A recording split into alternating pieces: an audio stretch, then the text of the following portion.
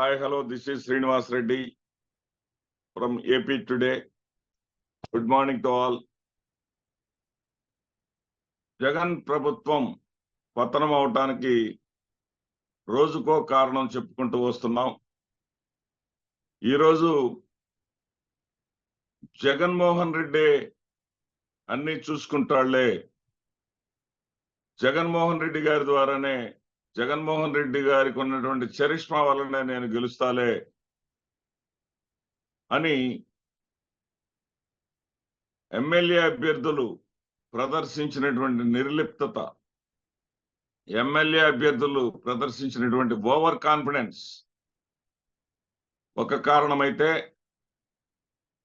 మరొక కారణం ఐప్యాక్ను గుడ్డిగా నమ్మటం, కార్యకర్తలను, ద్వితీయ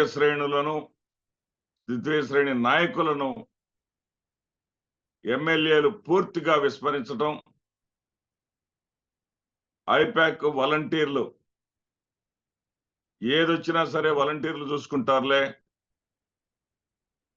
అని చెప్పడం, ఈ ఐప్యాక్ వాళ్ళు వచ్చేసి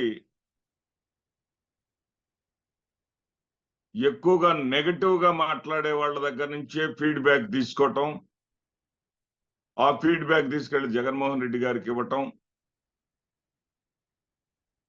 వీటన్నిటి వల్ల భారీ నష్టాలు జరిగిపోయినాయి. ఆ తర్వాత సీటు సంపాదించుకున్నటువంటి వాళ్ళు కూడా యుద్ధం చేయటంలో పూర్తిగా విఫలమయ్యారు. ఎన్నికల సాంప్రదాయబద్ధంగా జరిగేటటువంటి విధానాలకు తిలోదకాలు ఇచ్చి, ఎక్కడ మనం ఓడిపోయేది, ఇన్ని పథకాలు ఇచ్చాం, ఇన్ని సంక్షేమ కార్యక్రమాలు చేశాం,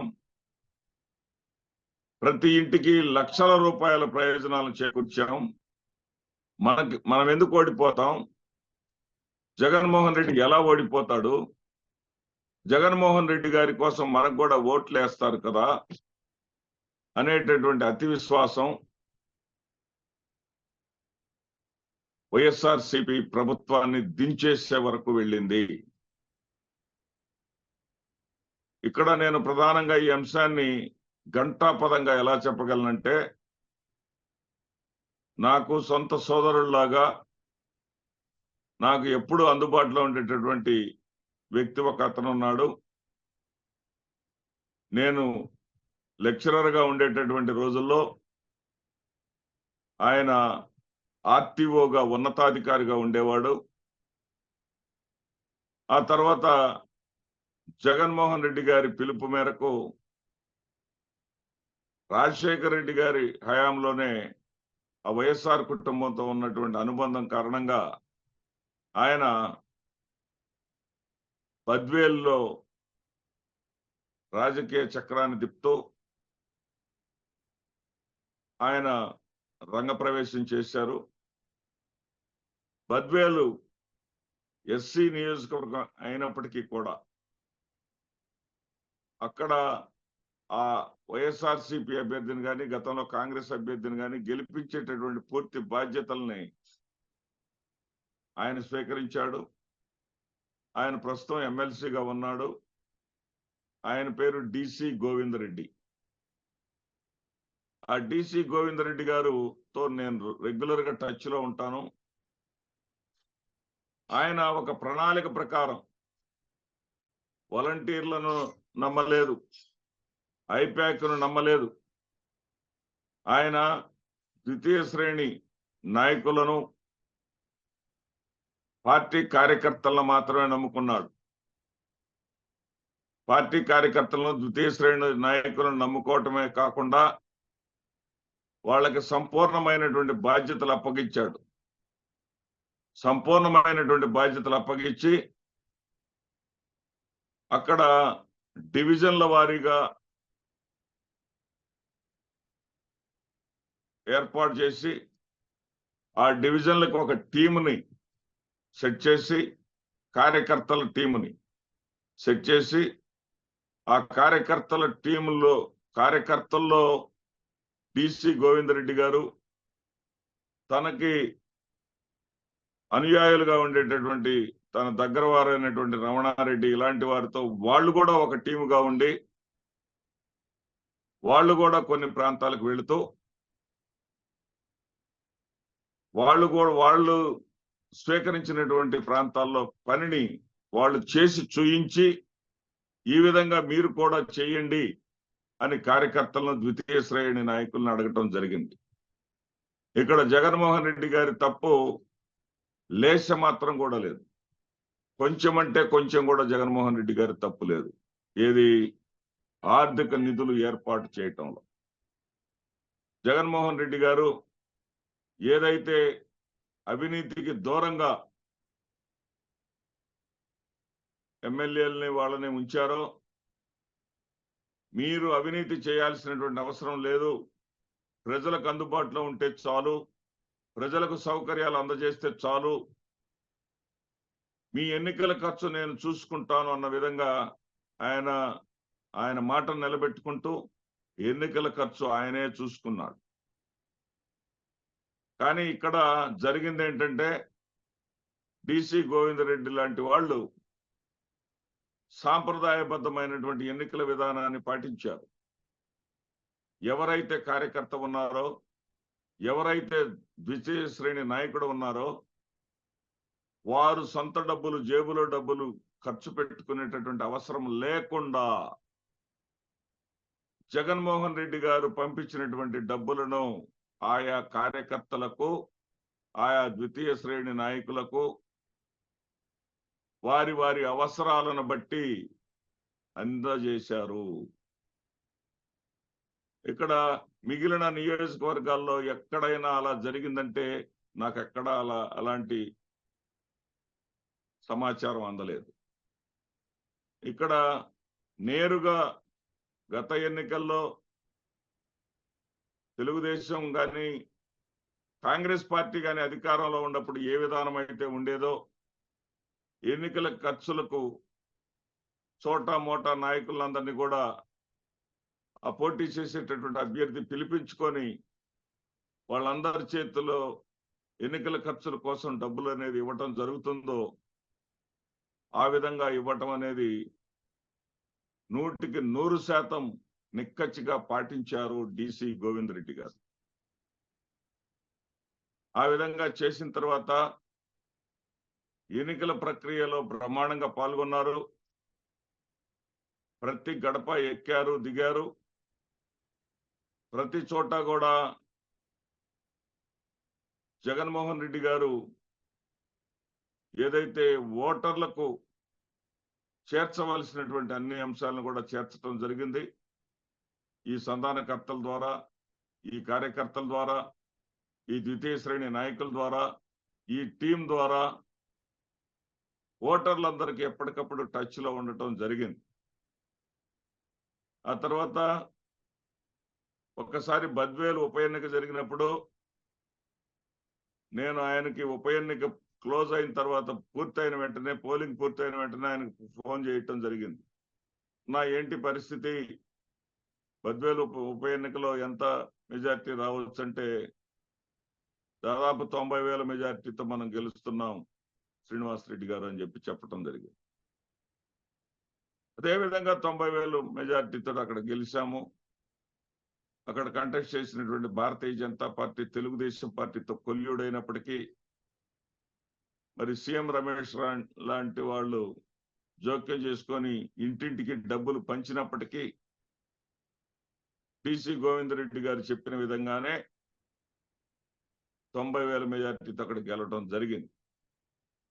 ఆ తర్వాత నేను ఈ ఎన్నికలు పూర్తయిన తర్వాత కూడా మే 13న పోలింగ్ పూర్తయిన తర్వాత 14వ తేదీన ఆయనకు ఫోన్ చేయటం జరిగింది. ఆయన ఏం చెప్పాడంటే ఈసారి ఎందుకో మేము క్షేత్రస్థాయిలో వెళ్ళినప్పుడు అగ్రకులాల్లో ఆగ్రహం కనిపించింది, అదేవిధంగా నిమ్న కులాల్లో కూడా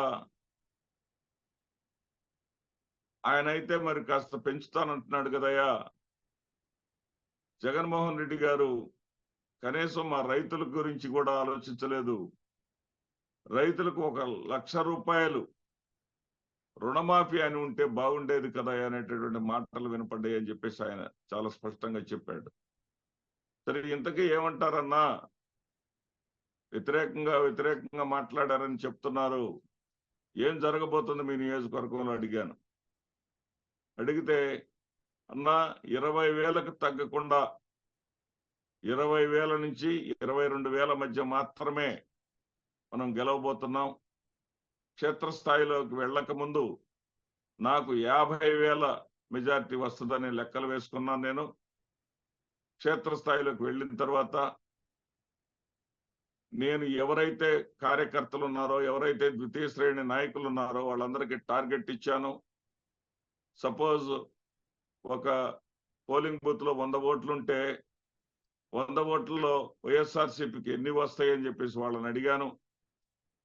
వాళ్ళు ఉదాహరణకి ఒక 60 ఓట్లు మనకు వస్తాయని చెప్పారనుకో, పోలింగ్ తర్వాత కూడా 60 ఓట్లు వేయించావా, 60 ఓట్లకు తగ్గుతాయా, 60 ఓట్లకు పెరుగుతాయా అని లెక్కలు తీశాను. ఆ లెక్కలు వాళ్ళకి నాకున్నటువంటి అవినాభావ సంబంధం వల్ల వాళ్ళు నాకు ఖచ్చితమైనటువంటి లెక్కలే ఇచ్చారు. తగ్గితే తగ్గుతాయి అని చెప్పారు, ఒక 5 తగ్గుతాయని, పెరిగితే ఒక 10 పెరుగుతాయి అని చెప్పారు. ఆ లెక్కల ప్రకారం చూసుకుంటే అన్న 20 నుంచి 20,000కు తగ్గదు, 20 నుంచి 21,000 ఆ ప్రాంతానికి మాకు మెజారిటీ వస్తుంది అని చెప్పేసి ఆయన 14వ తేదీన నాకు చెప్పడం జరిగింది.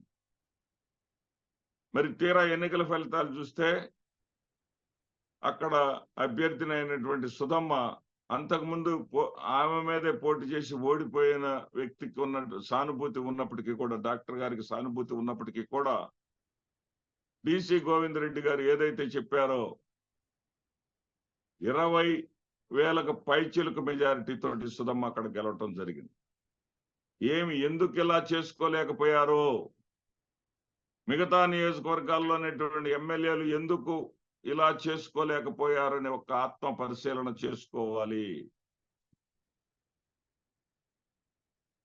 జగన్మోహన్ రెడ్డి గారు కాదన్నా గాని, అన్నా నువ్వైతే ఓడిపోతావు అన్నా గాని, నేను గెలిచి వస్తాను, నేను గెలుస్తాను, గెలిచి మీకు అప్పచెప్తాను అంటూ కబుర్లు చెప్పినటువంటి వీళ్ళు ఎందుకు ఈ విధంగా బద్వేలులో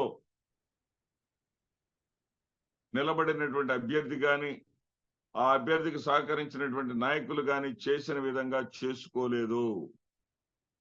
అలా చేసుకుంటే బద్వేలులో ఒక ఎస్సీ నియోజకవర్గాల్లో గెలవగలిగినటువంటి వాళ్ళు మిగతా చోట్ల ఎందుకు గెలవలేకపోయారు? కేవలం జగన్మోహన్ రెడ్డి గారే గెలిపిస్తారులే, మనకెందుకులే అని మీరు కాడి పడేవేయటం వల్లే ఈ దుస్థితి దాపురించింది. అదేవిధంగా జగన్మోహన్ రెడ్డి గారు పంపించినటువంటి డబ్బులను కేవలం ఓటర్ల కోసం ఖర్చు చేయటమే కాకుండా నాయకుల కోసం, కార్యకర్తల కోసం కూడా ఖర్చు చేయాల్సి ఉంది. మీరు ఆ ఖర్చులను చేయకుండా మీ స్థాయిలో మీరు దిగమింగటం వల్ల కూడా ఈ నష్టం జరిగింది. ఇప్పుడు నష్టపోయింది ఎవరు? మీ వల్ల నష్టపోయింది ఎవరు? ప్రజలు నష్టపోయారు. జగన్మోహన్ రెడ్డి గారు నష్టపోయారు. జగన్మోహన్ రెడ్డి గారి నమ్మకం దెబ్బతిన్నది. జగన్మోహన్ రెడ్డి గారి విశ్వాసం దెబ్బతిన్నది. జగన్మోహన్ రెడ్డి గారు ఏదైతే ప్రారంభించారో అనేక ప్రాజెక్టులు, వాటి యొక్క మనుగడ ప్రశ్నార్థకంగా మారింది. అన్ని కూడా డోలాయమానంలో పడినాయి. ఏదైనా సరే సుస్థిరమైనటువంటి అభివృద్ధి కొనసాగాలంటే ఒక కనీసం ప్రత్యేక హోదా అంశంలోనే చంద్రబాబు నాయుడు గారు మరి వెంకయ్య నాయుడు గారు ప్రస్తావించడం జరిగింది. 5 ఏళ్ళు ఎట్లా సరిపోద్ది, 10 ఏళ్ళు కావాలని ఒకరు, 15 ఏళ్ళు కావాలని చెప్పేసి మరొకరు అనడం జరిగింది. మరి జగన్మోహన్ రెడ్డి గారు ప్రారంభించినటువంటి ఈ విప్లవాత్మకమైనటువంటి పరిపాలన ఒక 5 ఏళ్లతో ఆగిపోవటానికి కారకుడు మాత్రం ముమ్మాటికి అతి విశ్వాసంతో పనిచేసినటువంటి ఎమ్మెల్యే అభ్యర్థులు మాత్రమే. వారి పరిధిలో జగన్మోహన్ రెడ్డి గారి రాక కోసమో, జగన్మోహన్ రెడ్డి గారితో మీటింగ్ పెట్టడం కోసమో ఎదురు చూశారు తప్ప క్షేత్రస్థాయిలో వాళ్ళు చేయాల్సినటువంటి పనులు చేయలేదు. కనీసం వాళ్ళంతట వాళ్ళు కార్యకర్తలను పరచవలసింది పోయి, కార్యకర్తలు సమావేశాలు మేము ఏర్పాటు చేస్తున్నాం రెండయ్యా బాబు అంటే కూడా వచ్చినటువంటి దాఖలాలు లేవు. కార్యకర్తలు నిరుత్సాహంతో మనకేం పోయిందిలే, వాళ్ళకే ఇంట్రెస్ట్ లేదు, మనకేం పోయిద్దిలే, అంత వాలంటీర్లే చూసుకుంటారులే, మన అవసరం వాళ్ళకి లేదేమో అనేటటువంటి ఒక భయంకరమైనటువంటి వాతావరణం వల్ల ఈ ఎన్నికల్లో వైఎస్ఆర్సీపీ కుప్పకూలింది అనేది నాకు సంపూర్ణంగా వచ్చినటువంటి సమాచారం. ఈ వీడియో మీకు నచ్చినట్లయితే లైక్ చేయండి, బెల్ బటన్ నొక్కండి, మా ఏపీ టుడేని ఆదరించండి. మీ మాదిరెడ్డి శ్రీనివాసరెడ్డి.